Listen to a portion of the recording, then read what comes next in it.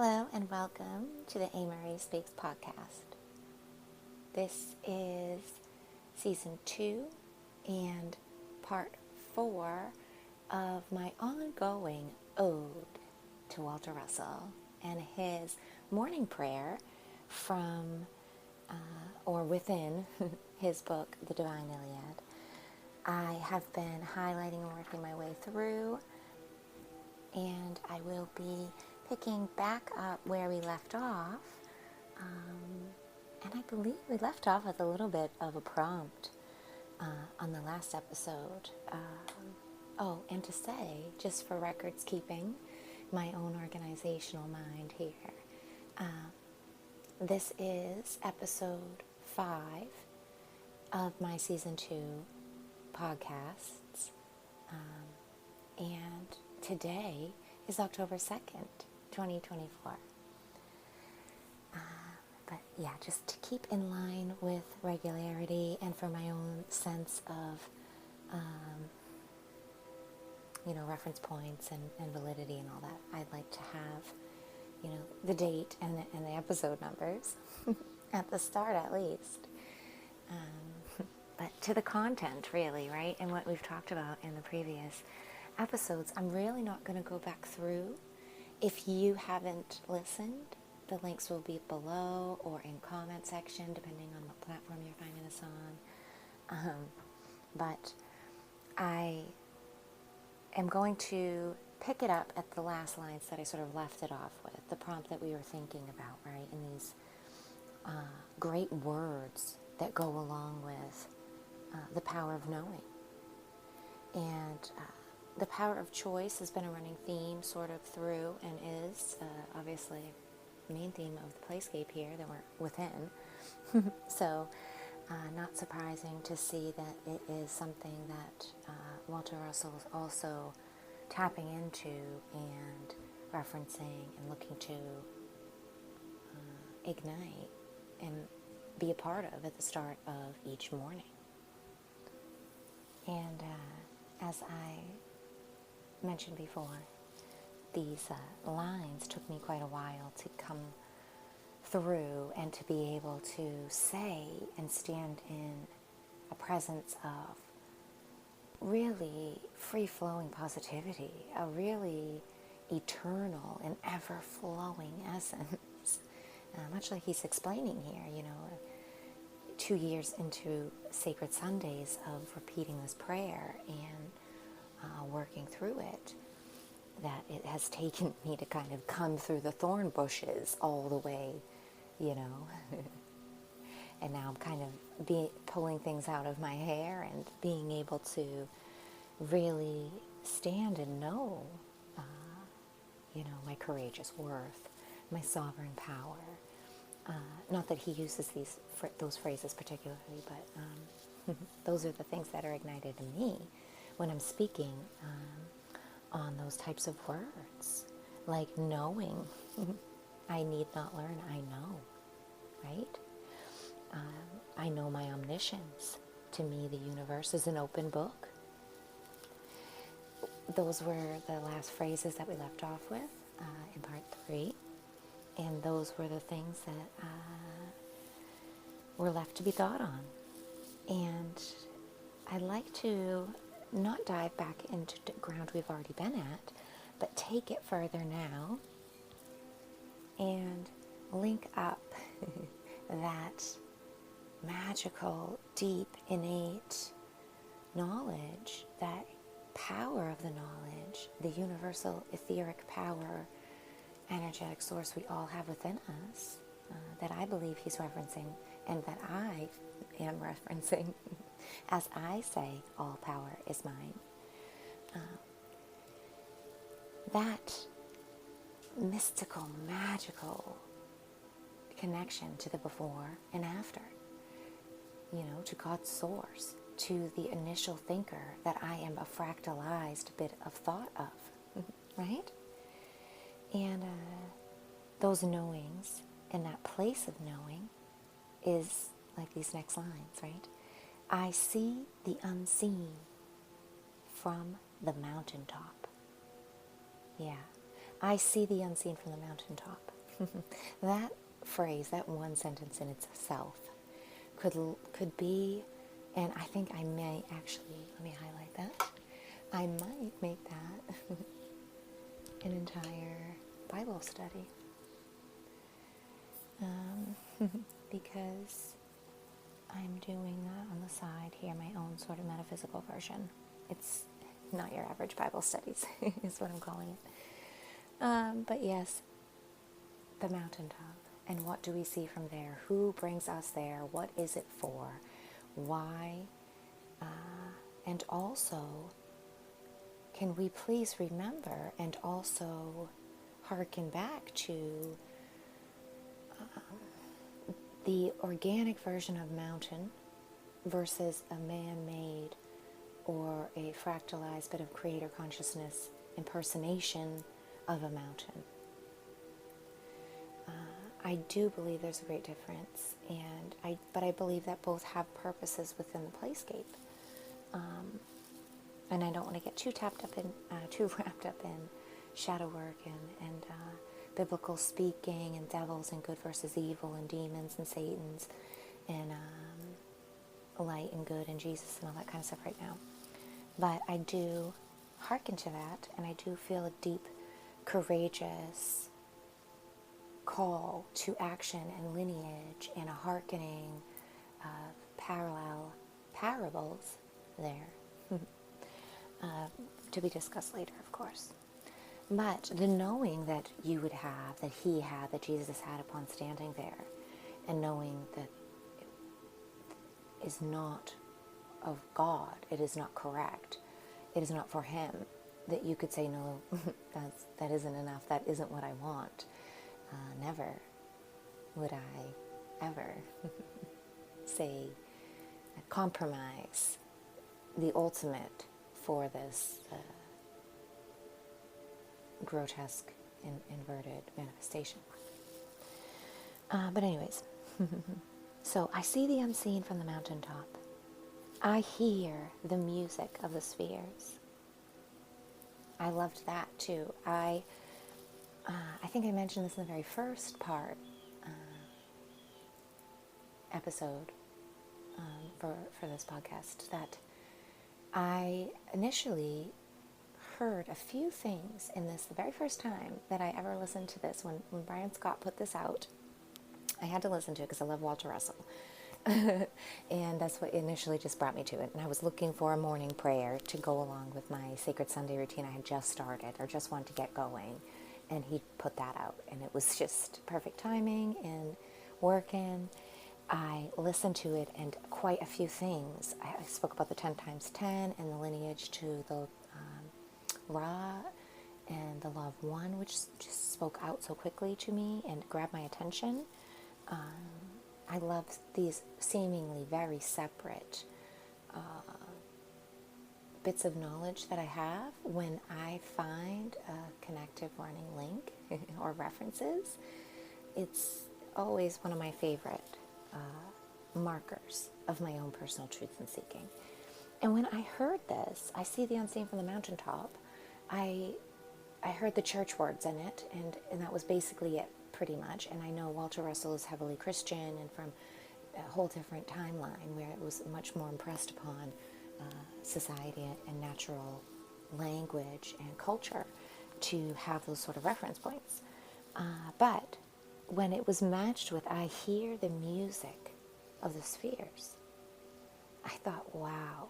I mean, I know Walter Russell already. He has a wonderful metaphysical background. Of course, he's well familiar with all the ancient teachings, Pythagoras or any of the sort of great thinkers in mathematics, you know, and music and all of that. But it was just, I don't know, it was one of those things that just really stuck out to me, because it's not traditional. It's more esoteric, right? And I love the metaphors of music and harmony, and teaching balance, and thinking of growth through octaves and densities, and a lot of those outlinings that come within the Law of One books. I hearken to those a lot. And yeah, so I heard those, and those were like little bell and whistle going off for me. I loved that. Because I feel like they reference this innate knowing that he's already been talking about, and things that just commonly make sense. Common truths. Simply put, things that are simplistic. And, they might even look complex at first, but when you get down to the truth of it, it makes concrete sense. So I really loved those lines. The next is, I know the transcendent joy of creation. And this is another line that has transformed and changed for me over time. One of my favorite sort of things that I draw up my own love parallel to when I say these lines particularly is the joy of creation morphs through many different things for me. As a mother, I literally think of the creation of my sons sometimes and the joy I have in creating them and what that has brought to my life. In the many different, sometimes I think of them as babies at that time, sometimes I think of them as my favorite like little toddler years of them, or even just them right now, 17 and 10 years old. Sometimes I think about the joy of creating any sort of projects that I'm really excited about or looking to share,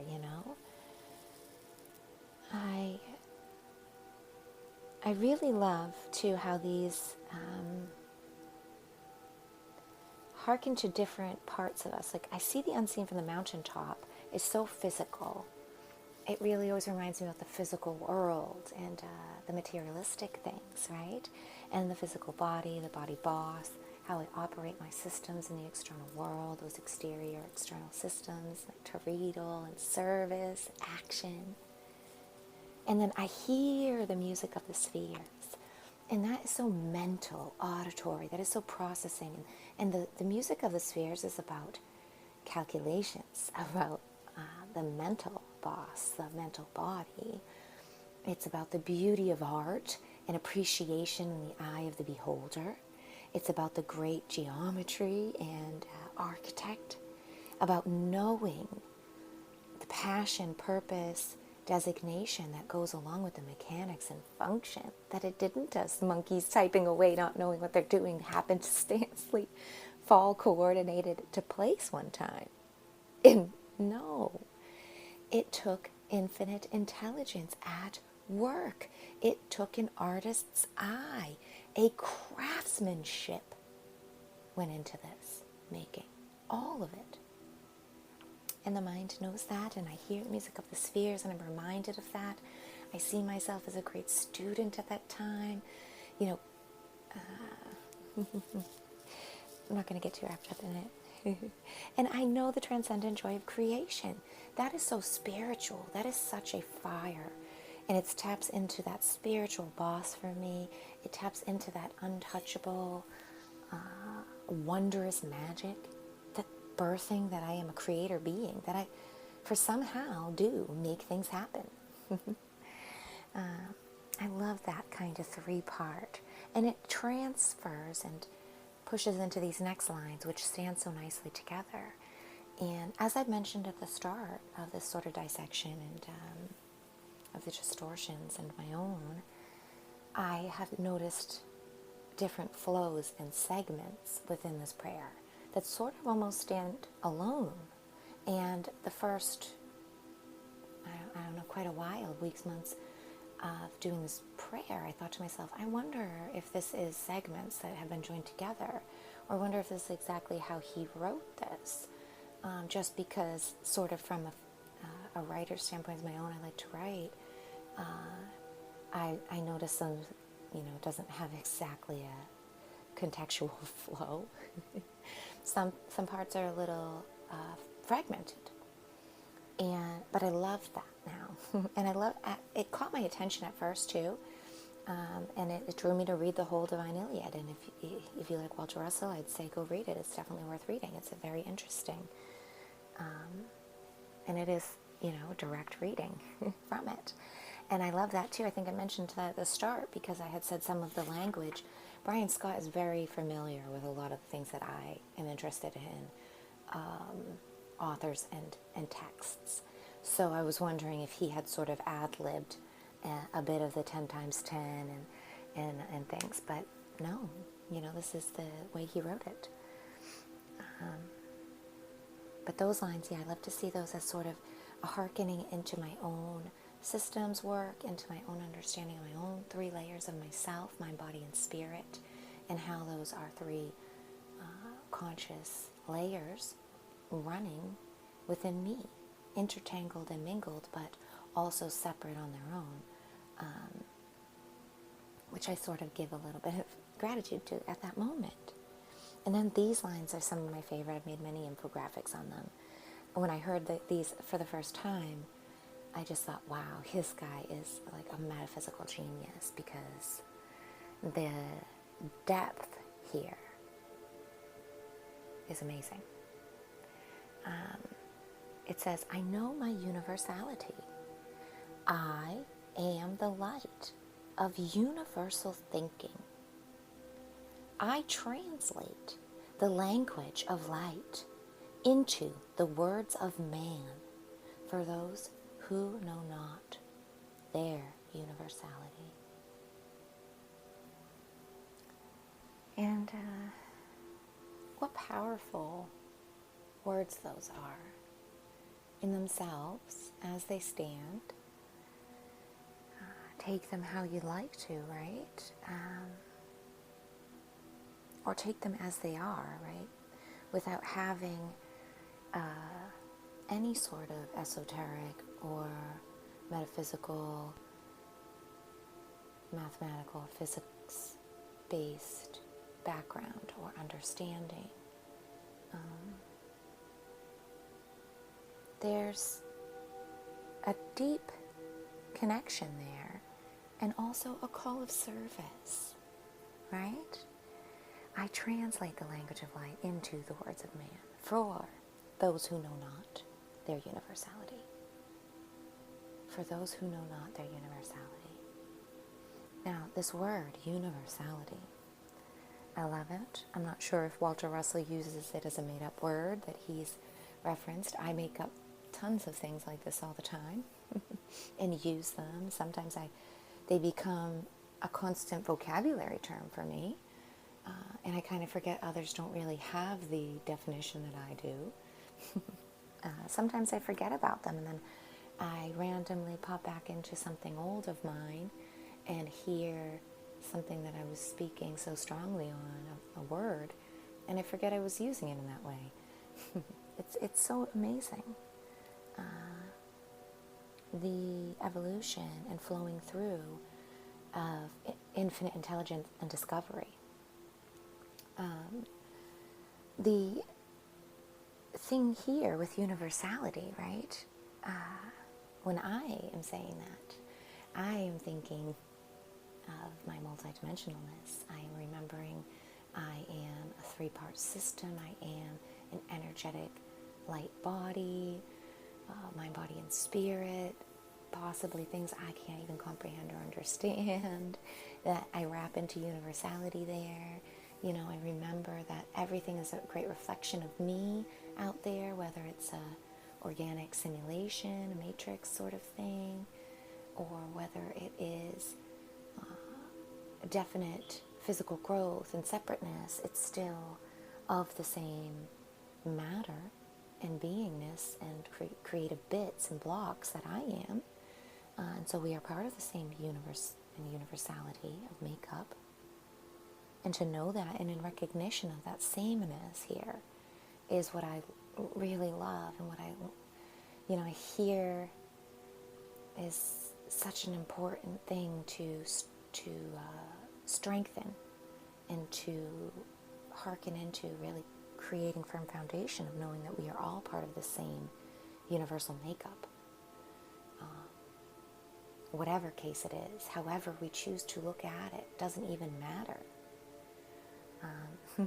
And in fact, the more that we can leave it open matters most. I love the term universality again, because it just almost does this like dotted line, sort of creates an open graph for me, going infinitely up, down, left, right, everywhere, and saying all encompassing sort of.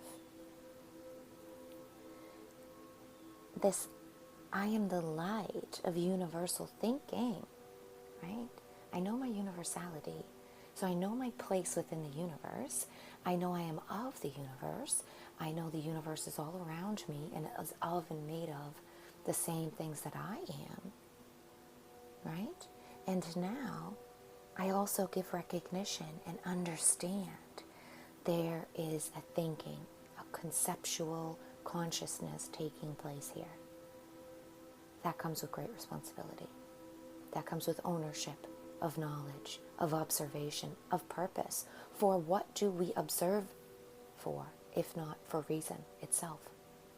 To be watched, to be seen, right? How we choose is back to our power of choice and being creator consciousness. This is how the truth speaks so freely that we are fractal bits of creator consciousness, because we each have our own first person point of view to live life through, and to create manyness and explore your life and journey through this time. No one sees through your eyes but you. Even your mother, even your husband, even your wife, even your children, your best friend, even if you have a twin. They do not walk your path. There is bits and pieces of your life. And guess what? They aren't there. They're not around. The inner world in itself is defined by that which cannot be entered by another, by any other. Right? If you're unfamiliar with my systems work and talking about the inner world and 3 different lenses of observation and the 3 different systems of you, the triadic creation, all these different ways that model the same thing, really. I have so many videos on YouTube, a whole series on systems, 50-something, 40-something videos, plus a myriad of others speaking about inner alchemy and that kind of stuff. But that, let's get back to Walk to Wrestle, right? And the prayer. The light of universal thinking, right, is that representation of that ownership of consciousness, that inner world, that choice, the power of choice, the gift of life, you know, the reason that we're here. And I love the way it says, I translate the language of light into the words of man. Because it, first and foremost, there was a little ping for the new agey, like light language kind of world. And then that, of course, is a vein that has to do with sort of the churchy traditional sense that I've already spoke about. And Walter Russell, of course, very exposed to and understanding that whole speaking in tongues and children of light and stuff has a lot to do with that sort of Christianity realm. So I get that it's not like a super out there reach to be mentioned, but I also see or have developed much more definition in my own kind of truth of that, what light language really is, what other languages are, what sounds and music and all these things come into play, I think, beautifully when we think of this sort of light language and universality, and how the universe is really a cymatic sort of resonance. It speaks in frequency, and we have a frequency that is all different than actually what we speak out, right? But yet we can speak. And so here comes in the translations, right? Translating the language of light And I also always think of the thought world and this beautiful sort of vision that I was given and blessed with. And, you know, many of us have been. It's nothing that's just particularly mine. I'm just speaking my own, of course, my own distortions and combing throughs here. But, you know, the pulling down of thoughts, designs, dreams, visions, a poem, a snatch of a line of a book, an idea, an image that you want to paint and capture, an inspiration, these dreams and daydreams, you know, the muse, the things that come along with that artistic quest, an imagination space that's so intuitive and so creative and so alive and other. It really is. I know some people will say, I'm not artistic, I'm not creative, I don't get that. But that I really think is a choking out and a hushing down that has been done, possibly many layers of purposes, many lifetimes even. Because all of us, we are creator consciousness, and we have a deep-rooted connection into these other places of imagination and other types of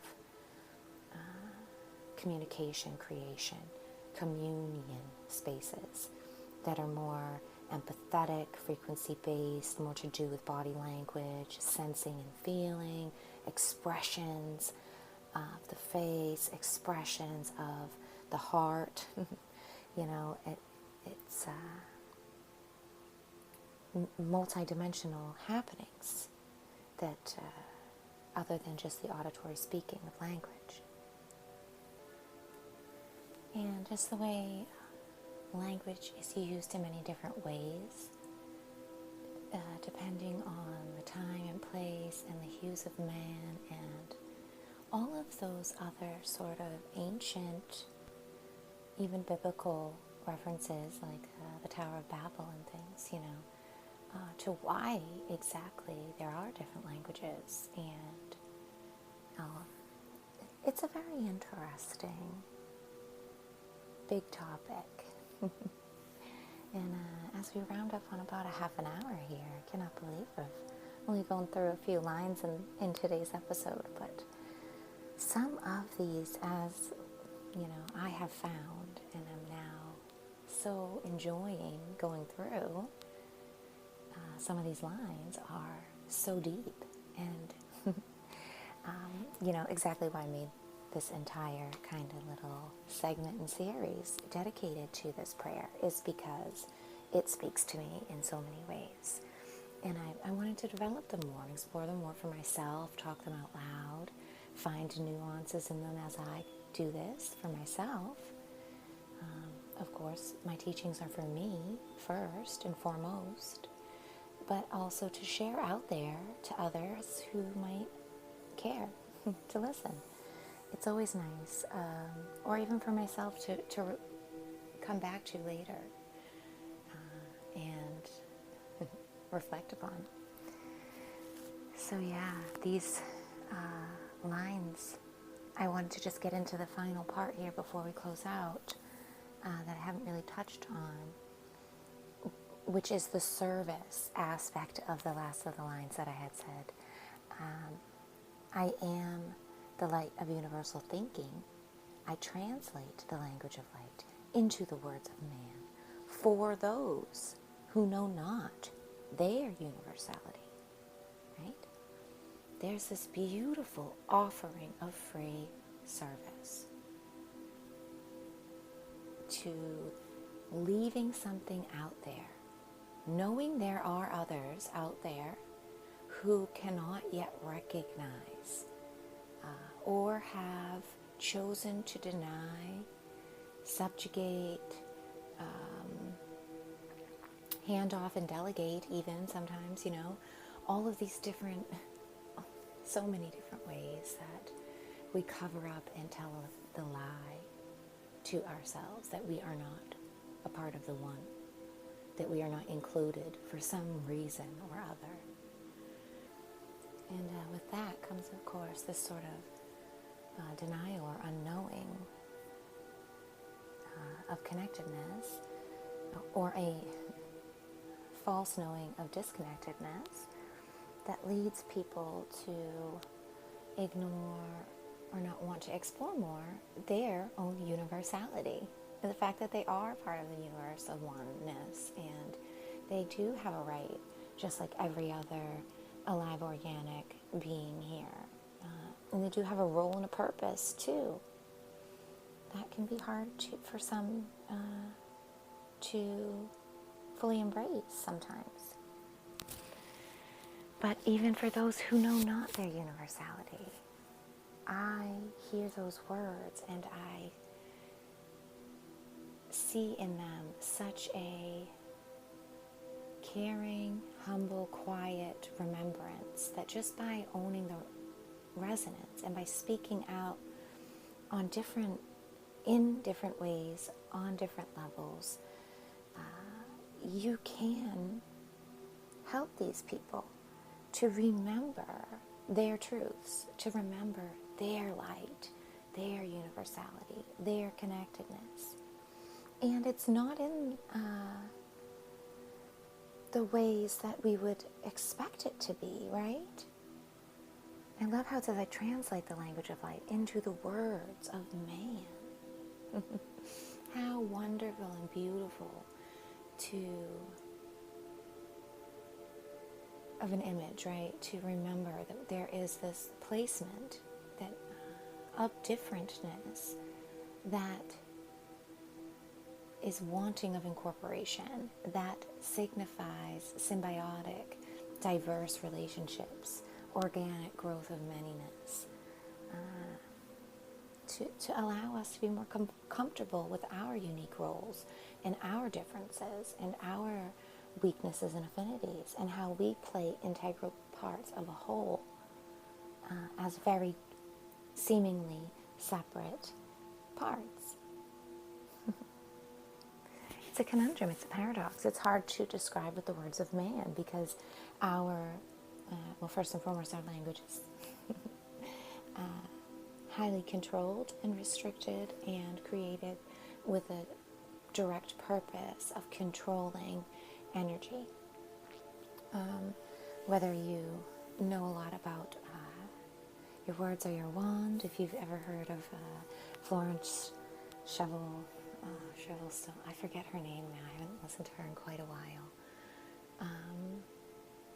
But she's wonderful. I'll try to link that book of hers in there. And there's so many others who talk about the magic of words and spelling and speaking. That was one of my earlier rabbit hole trips when I started in my sort of energetic spiritual awakening in my mid-20s. But that's a story for another time.